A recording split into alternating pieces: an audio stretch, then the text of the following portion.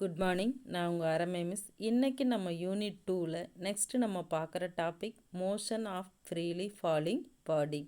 இப்போ இந்த டாபிக் முன்னாடி ஒரு டாபிக் இருக்குது, ஈக்குவேஷன்ஸ் ஆஃப் மோஷன், அதாவது இயக்க சமன்பாடுகள். அந்த டாப்பிக்கை நெக்ஸ்ட் கிளாஸில் பார்க்கலாம். இப்போ இந்த டாபிக் பார்க்கலாம் பாருங்கள்.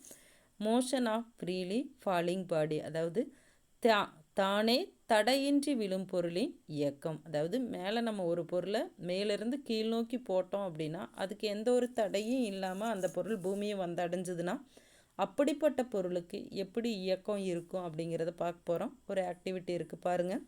Take a large stone and a small eraser. Stand on the top of a table and drop them simultaneously from the same height. Listen பண்ணுங்கள். என்ன பண்ணுறோம் அப்படின்னா, ஒரு பெரிய கல்லையும் ஒரு சின்ன எரேசரையும் எடுத்துக்கிறோம்.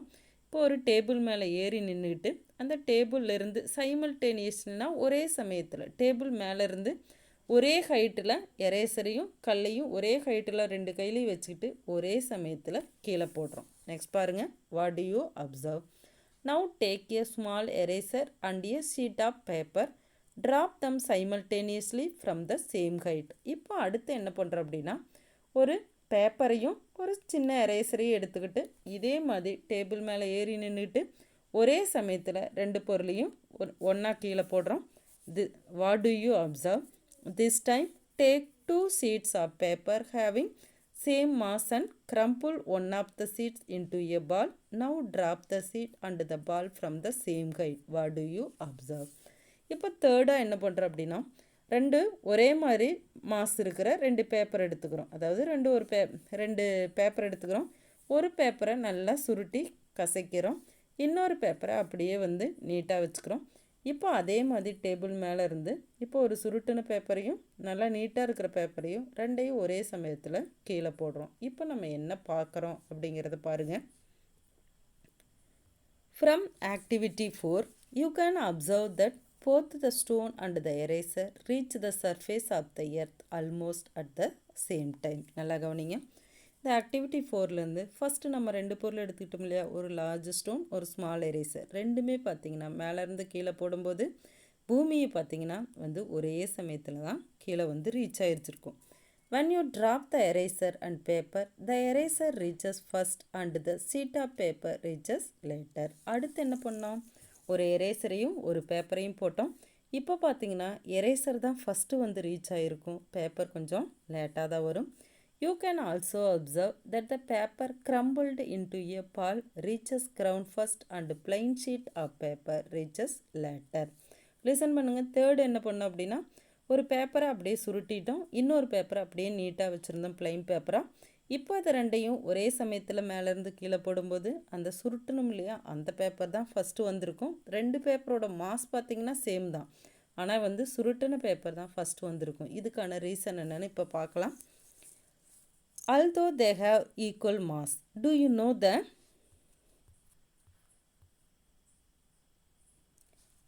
the reason when all these objects are trapped in the absence of air medium? வேக்கம்னா வெற்றிடம். நல்லா கவனிங்க. எந்த பொருளாக இருந்தாலும் சரி, நம்ம காற்று இல்லாத சமயத்தில் மேலேருந்து கீழே போட்டோம் அப்படின்னா அது வெயிட்டாக இருந்தாலும் சரி வெயிட்லெஸ்ஸாக இருந்தாலும் சரி ஒரே சமயத்தில் தான் சர்ஃபேஸை ரீச் ஆகும். ஆனால் காற்று இருந்துச்சுன்னா என்ன ஆகுதுன்னு பாருங்கள். All would have reached the ground at the same time in air மீடியம்ங்கிறது காற்று ஊடகம். சப்போஸ் நம்ம போடுற இடத்துல காற்று இருந்துச்சுன்னா air offer some resistance to the motion of freely falling objects. Important ஒன்று, ரெசிஸ்டன்ஸ்னால் தடை. அதாவது மேலேருந்து கீழே போட்டோம் அப்படின்னா தானே விழுற எல்லா பொருளுக்கும் சப்போஸ் அந்த இடத்துல ஏர் மீடியம் இருந்துச்சுன்னா ஏர் ஒரு பர்டிகுலர் ரெசிஸ்டன்ஸை அந்த பொருளுக்கு கொடுக்கும். But it is negligibly small when compared to the gravitational pull acting on the stone and rubber. Listen பண்ணுங்கள். இப்போ இந்த ஸ்டோன் ரப்பர் ரெண்டுலேயுமே பார்த்தீங்கன்னா அங்கே ஏர் இருந்திருக்கும். ரெண்டையும் தூக்கி போடும்போது அப்போ அந்த ரெண்டு பொருளோட வேகத்தை அந்த ஏர் ஏன் தடுக்கலை, அப்போ அந்த ஏர் ரெசிஸ்டன்ஸ் எங்கே போச்சு அப்படின்னு கேட்கலாம். இப்போ நல்லா கவனிங்க. இந்த ரெண்டு பொருளுமே சின்ன பொருள். அப்போ அதில் வரக்கூடிய இந்த காற்று தடையை கம்பேர் பண்ணும்போது அது மேலே செயல்படுற புவியீர்ப்பு விசை பார்த்திங்கன்னா அதிகம். அதனால தான் அந்த பொருள் பார்த்திங்கன்னா ஒரே சமயத்தில் கீழே வந்துருச்சு. hence they reach the ground at the same time. It can be seen from these activities that the magnitude of air resistance depends on the area of object exposed to air. Listen பண்ணுங்க. இப்போ நம்ம லாஸ்ட்டாக ஒன்று எடுத்துட்டோம் இல்லையா, 2 paper ஒன்றா சுருட்டிட்டோம், இன்னொன்று அப்படியே வச்சுருந்தோம். இப்போ சுருட்டின பேப்பர் ஃபஸ்ட்டு வந்துருச்சு, ஆனால் அப்படியே வச்சுருந்த பேப்பர் லேட்டாக வந்துச்சுன்னு சொன்னோம். இப்போ இது ரெண்டுலேயுமே பார்த்தீங்கன்னா மாஸ் பார்த்தீங்கன்னா ஈக்குவலாக இருந்துச்சு. அப்போ நல்லா கவனிங்க, ஏர் ரெசிஸ்டன்ஸுக்கும் மாஸுக்கும் சம்மந்தம் இல்லை. அப்போ ஏர் ரெசிஸ்டன்ஸுங்கிறது எதை பொறுத்துது அப்படின்னா அதோட பரப்பளவு பொறுத்துது, அந்த பொருளோட ஏரியா. இப்போ பிளெயின் சீட்டாக இருக்கிறதுக்கு ஏரியா அதிகம், அப்போ ஏர் ரெசிஸ்டன்ஸும் அப்போ அதிகமான ஏரியா இருக்கிறதுனால ஏர் ரெசிஸ்டன்ஸும் கண்டிப்பாக எப்படி இருந்திருக்கும், அதிகமாக தான் இருந்திருக்கும். இதே சுருட்டிட்டோம் அப்படின்னா அந்த பொருளுக்கு பார்த்திங்கன்னா ஏரியா குறைஞ்சி போச்சு. அப்போ காற்று தடையும் குறைஞ்சதுனால ரெண்டுமே ஈக்குவல் மாஸாக இருந்தால் கூட சுருட்டப்பட்ட பொருள் ஃபஸ்ட்டு விழுந்துருச்சு, அப்படியே பிளெயின் சீட்டாக இருக்கிறது லேட்டாக வந்துச்சு. கவனிங்க,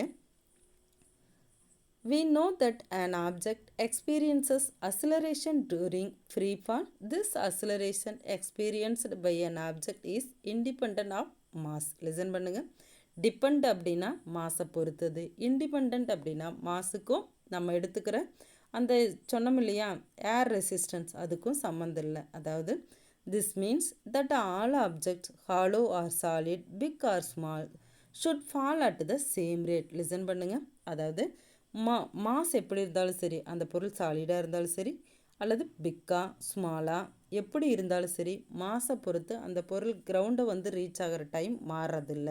சரியா? அப்போ ஏர் ரெசிஸ்டன்ஸ் இருந்தாலும் மாஸ் அதாவது மாஸ் அதிகமாக இருக்கிற பொருள் தான் பூமியை அடையணும் அப்படிங்கிற அவசியம் கிடையாது. காற்று இருக்கிற சமயத்தில் புவியீர்ப்பு விசை இருக்கிறதுனால, அதாவது ஏரியா குறைவான பொருள் எல்லாமே ஒரே சமயத்தில் தான் பூமியை ரீச் ஆகும். நெக்ஸ்ட் பாருங்கள், the equation of motion for a freely falling body can be obtained by replacing a in equation with G.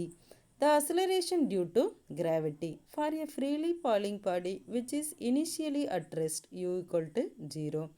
Thus we get the following equation. Important ஒன்று, இந்த ஈக்குவேஷன் தான் நம்ம நெக்ஸ்ட் கிளாஸில் பார்க்கலான்னு சொன்னோம். இதுதான் ஈக்குவேஷன்ஸ் ஆஃப் மோஷன். இப்போ இந்த ஈக்குவேஷன் மட்டும் சொல்கிறோம், நெக்ஸ்ட் கிளாஸில் இது எப்படி வந்துச்சுங்கிறத நம்ம சொல்லிடலாம். இப்போ லிசன் பண்ணுங்கள். இப்போ மேலேருந்து கீழே போடுற எல்லா பொருளுக்குமே அசிலரேஷன், நம்ம பொதுவாக அசிலரேஷன் ஏன்னு தான் சொல்லுவோம்.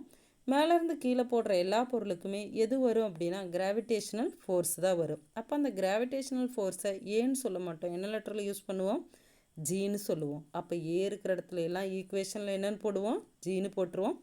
அப்படி போடும்போது இப்போ மேலேருந்து கீழே போடும்போது ஒரு பொருளுக்கு இனிஷியல் வெலாசிட்டி, அதாவது ஆரம்ப திசைவேகம் கண்டிப்பாக 0வாக தான் இருக்கும்.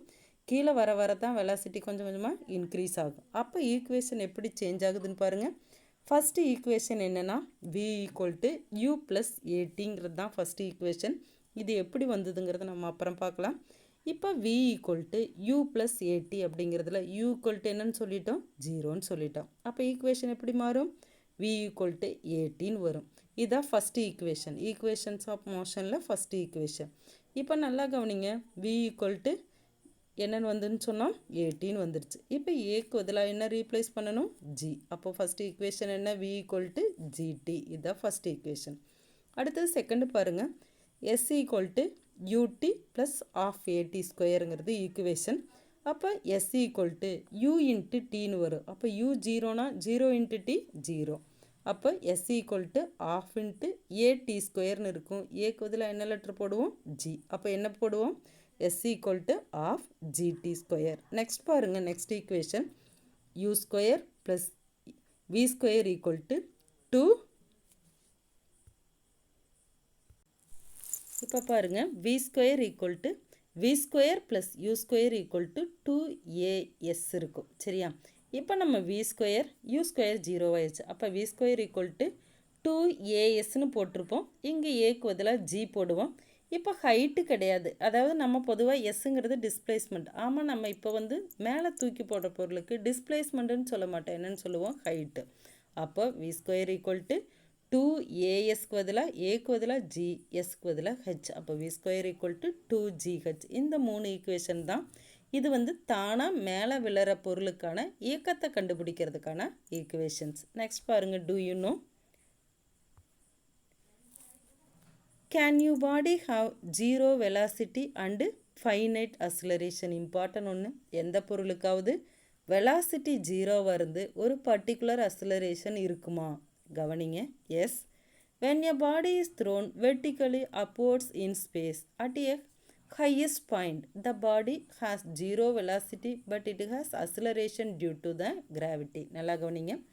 அதாவது ஒரு பொருளுக்கு வெலாசிட்டி வந்து ஜீரோவாக இருந்து அக்ஸலரேஷன் இருக்குமா அப்படின்னா இருக்கும். எப்போ நம்ம கீழேருந்து ஒரு பொருளை வந்து மேல் நோக்கி வீசும்போது மேலே ஒரு ஹையஸ்ட் பாயிண்ட்டை ரீச் ஆகும்போது கண்டிப்பாக வெலாசிட்டி என்ன ஆயிரும்? அந்த பர்டிகுலர் பாயிண்டில் ஜீரோவாயிரும். அப்போ அந்த பர்டிகுலர் பாயிண்டில் வெலாசிட்டி தான் ஜீரோவை தவிர அக்ஸலரேஷன் அந்த புவியீர்ப்பு விசைக்கு சமமான அக்ஸலரேஷன் அங்கே இருக்கும். நெக்ஸ்ட் பாருங்கள். When we throw an object vertically upwards, it moves against the acceleration due to gravity. Hence, A is taken to be minus g. And when moving downwards, A is taken as plus g. Important ஒன்று. இப்போ நம்ம vertically upwards அப்படின்னா மேல் நோக்கி எரியும் போது எந்த பொருளையாவது மேல் நோக்கி எரிஞ்சோம் அப்படின்னா அது புவியீர்ப்பு விசைக்கு எதிராக போகுது. அப்போது புவியீர்ப்பு விசையை ஜின்னு வச்சுக்கிட்டோம் அப்படின்னா மேல் நோக்கி எரியும் போது ஒரு பொருளோட அக்ஸலரேஷன் மைனஸ் ஜி. அதே அந்த பொருள் மேலேருந்து கீழே வரும்போது புவியீர்ப்பு விசையை நோக்கி வருது. அப்போ அந்த பொருளுக்கு பார்த்திங்கன்னா அக்ஸலரேஷன் ப்ளஸ் ஜின்னு வச்சுக்கணும். நெக்ஸ்ட் பாருங்கள். யூனிஃபார்ம் சர்க்குலர் மோஷன், அதாவது சீரான வட்ட இயக்கம். ஈஸியான டாபிக். ஆக்டிவிட்டி 5 பாருங்கள். Take a piece of thread and tie a small piece of stone at one of its ends. Rotate the stone to describe a circular path with constant speed by holding the thread at the other end. Now release the thread and let the stone go. Can you tell the direction in which the stone moves after it is released? Important ஒன்று. நல்லா கவனிங்க. இப்போ ஒரு நூல் எடுத்துக்கிறோம். அதனோட ஒரு முனையில் ஒரு சின்ன கல் எடுத்து கட்டிக்கிறோம். அடுத்து அதோட இன்னொரு முனையை பிடிச்சிக்கிட்டு நல்லா வந்து ஒரே ஸ்பீடில் ரொட்டேட் பண்ணுறோம். அதாவது வட்டமாக சுற்றுறோன்னு வச்சுக்கலாம். இப்போ கொஞ்ச நேரம் சுற்றிட்டு என்ன பண்ணுறோம் அப்படின்னா அப்படியே வந்து அந்த த்ரெட்டை விட்டுறோம். விட்ட உடனே என்ன ஆகும் அப்படின்னா கல் வந்து கீழே போய் விழும் இல்லையா? எந்த டைரக்ஷனில் போகுது அப்படிங்கிறதான் கொஷின்னு. கவனிங்க. If you carefully observe on being released, the stone moves along a straight line tangential to the circular path. This is because once the stone is released, it continues to move along the direction it has been moving at that instant. This shows that the direction of motion changes at every point when the stone was moving along the circular path. Important ஒன்று. அதாவது வட்டப்பாதையில் ஒரு பொருள் தொடர்ந்து சுற்றிட்டு இருக்கும்போது அந்த வட்டப்பாதையை விட்டு விலகி அந்த பொருள் கீழே விழும்போது என்னாகும் அப்படின்னா அந்த வட்டத்தோட டேஞ்சன்ட் நீங்கள் படிச்சிருப்பீங்க. தொடுகோடு, வட்டத்தோட மேலே வரைகிறோம் இல்லையா? அந்த கோடு தான் தொடுகோடு. அந்த வட்டத்தோட தொடுகோடு வழியாக தான் அந்த பொருள் வந்து மூவ் ஆகிருக்கும். இப்படி கவனிங்க பார்க்கலாம். இப்போ வட்டத்தோட தொடுகோட்டு வழியாக அந்த பொருள் நகரும்னு சொன்னோம். அப்படி நகரும்போது பார்த்திங்கன்னா ஒவ்வொரு செகண்டும் அதோட ஸ்பீடு பார்த்திங்கன்னா இன்க்ரீஸ் ஆகிக்கிட்டு, அதாவது ஒவ்வொரு செகண்டும் அதோட திசைவேகம் வெலாசிட்டி வந்து சேஞ்ச் ஆகிக்கிட்டே இருக்கும். when an object is moving with a constant speed along a circular path, அதாவது ஒரு பொருள் ஒரு வட்டப்பாதையில் ஒரே ஸ்பீடில் சுற்றிட்டு இருக்கு அப்படின்னா the velocity changes due to the change in direction. Hence it is an accelerated motion. For example, revolution of earth around the sun, revolution of moon around the earth and the tip of the seconds hand of a clock are all accelerated motions. அதாவது accelerated motions அப்படின்னா முடுக்குவிக்கப்பட்ட இயக்கங்கள். இதெல்லாம் நம்ம சொன்னோம் இல்லையா? வட்டப்பாதையில் இயங்குகிற பொருள் தான் இந்த சர்க்குலர் யூனிஃபார்ம் மோஷனுக்கு எக்ஸாம்பிள் சொன்னோம். இந்த வட்டப்பாதையில் இயங்குகிற எல்லா பொருளுக்குமே முடுக்குவிக்கப்பட்ட இயக்கம் இருக்கும். இதுக்கு எக்ஸாம்பிள் தான் பார்த்திங்கன்னா பூமி சூரியனை சுற்றி வருது, நிலா வந்து பூமியை சுற்றி வருது. அதே மாதிரி நம்ம கிளாக்கில் இருக்கிற அந்த முள் இருக்கு இல்லையா? அந்த ஹேண்ட், செகண்ட் ஹேண்டு, மினிட் ஹேண்டெல்லாம் சுற்றி வரதெல்லாம் இந்த அக்ஸலரேட்டட் மோஷனுக்கு எக்ஸாம்பிள் தான். நெக்ஸ்ட் பாருங்கள். If an object moving along a circular path of radius r takes time t to come back to its starting position, then the speed v is given by. Listen பண்ணுங்க. ஒரு வட்டப்பாதையில் சுற்றி வர பொருளோட speed கண்டுபிடிக்கிறதுக்கு என்ன formula அப்படின்னா ஸ்பீடை வின்னு வச்சுக்கலாம். ரேடியஸ் நமக்கு தெரியும், ஆர்னு வச்சுக்குவோம். டைம் டீன்னு வச்சுக்கிட்டோம்னா speed equal to circumference by time taken. சர்க்கியூம்ஃபரன்ஸ்னால் சுற்றளவு நமக்கு தெரியும். சுற்றளவுக்கு என்ன ஃபார்முலா? 2πr. அப்போ v equal to 2πr by t. இதுதான் வந்து ஒரு வட்டப்பாதையில் சுற்றி வரக்கூடிய பொருளோட வேகம் கண்டுபிடிக்கிறதுக்கான ஈக்குவேஷன் அல்லது ஃபார்முலா. என்ன formula? v equal to 2πr by t. இந்த டாபிக் கூட இந்த கிளாஸ் இருக்கட்டும். நெக்ஸ்ட் டாபிக் நெக்ஸ்ட் கிளாஸில் பார்க்கலாம்.